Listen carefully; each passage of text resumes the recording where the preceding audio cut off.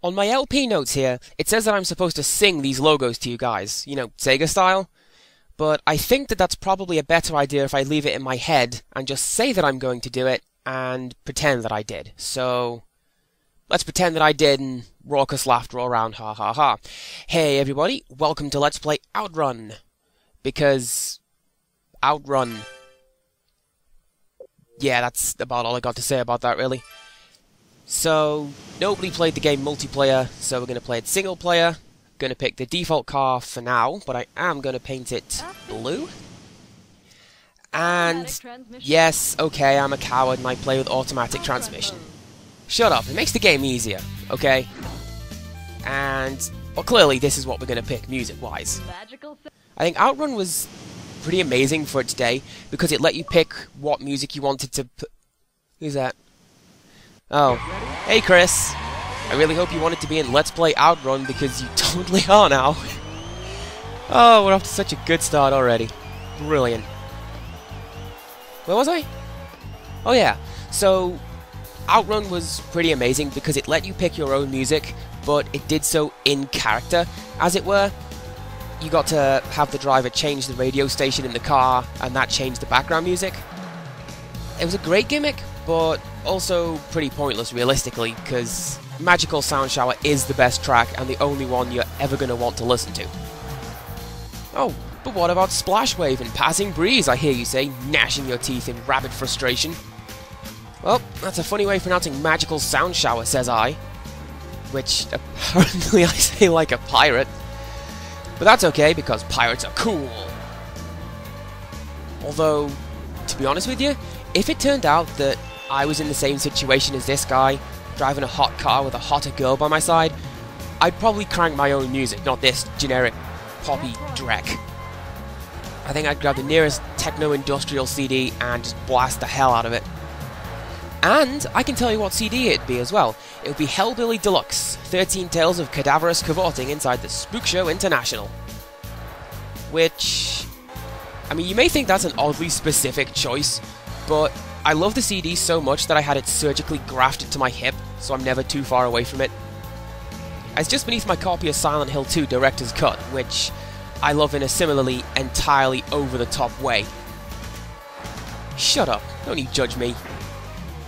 And don't you judge me either, because I know that's not how you're supposed to drive that line. So, yes, we're playing this on a 360, as you may have noticed, but Outrun has been released on all kinds of things. Seriously, name anything, and you can play Outrun on that. Now that's actually an altered version of a joke that I wrote for something else, which runs, name anything. Yes, there is a terrible Keep Calm and Carry On parody of that, which is also entirely true. And I have to wonder, like, where does this come from? I mean, the war, yes, but lots of things were popular during the war, you know, like buzz bombs and death and rationing, rickets, that sort of thing. Why has the nation just gone mad on Keep Calm and Carry On? I just woke up one day, everyone was doing it. It's like this one time, right? I came home from America, one of the Dragon Con trips I went on, and Sudoku had arrived. I went away, nothing, I come home, people are putting numbers in boxes like it had always happened, and I do not understand this. Ah.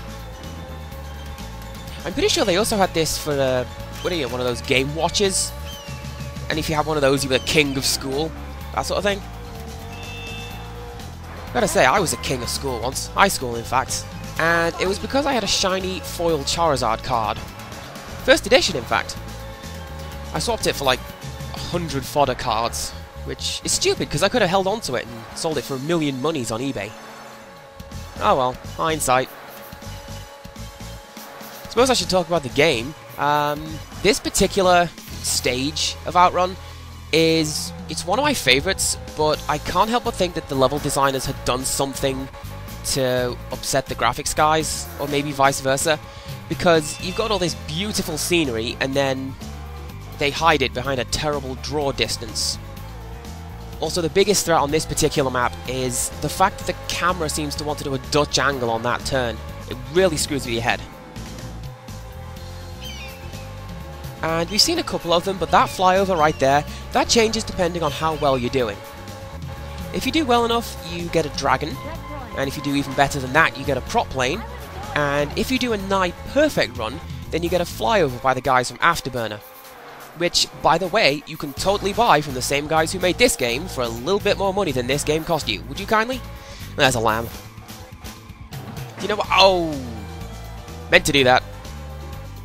Do you know what? I have only ever used Would You Kindly once in real life where it's actually got any kind of reaction, and it was when I went to buy a copy of Bioshock 2.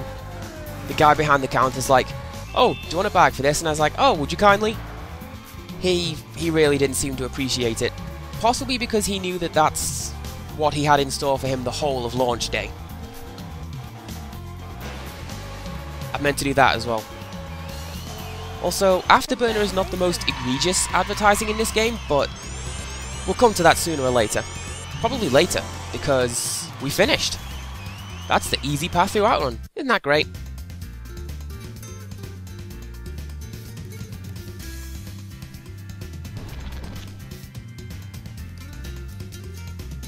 Man, don't you just hate it when a gigantic stone head starts macking on your girl like that? It's like, hey baby, I'm made of bedrock, if you know what I mean.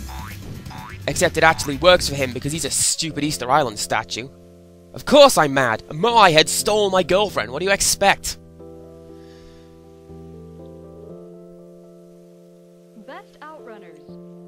Okay, let's just inscribe my name here. Another entry into the Shrine of Being Forever Alone, and first place! How about that? What a fantastic way to start this series. Game over. Okie doke. That's it for now, so I'm CPC Gamer, and until next time, goodbye.